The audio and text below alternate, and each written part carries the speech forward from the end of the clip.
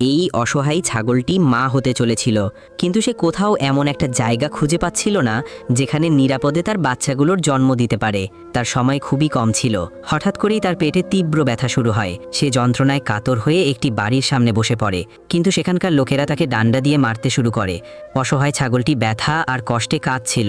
বাধ্য হয়ে সে গ্রাম ছেড়ে দেয় এবং এমন এক জায়গার উদ্দেশ্যে রওনা হয় যেখানে কোনো মানুষ থাকে না, শুধু ভয়ঙ্কর সব বন্যজন্তু থাকে। ছাগলটি উঁচু পাহাড়ের চূড়ায় একটি ছোট্ট ঘর বানায়। সেখানেই সে জন্ম দেয় ছোট ছোট বাচ্চাদের, কিন্তু সন্তান জন্ম দেওয়ার পর সে খুবই দুর্বল হয়ে পড়ে। ওদিকে বাচ্চাগুলো ক্ষুধায় কাঁদছিল। ছাগলটি শেষ শক্তি একত্র করে বাচ্চাদের খাবার আনতে যায়। ঠিক তখনই এক সিংহ তার উপর আক্রমণ করে।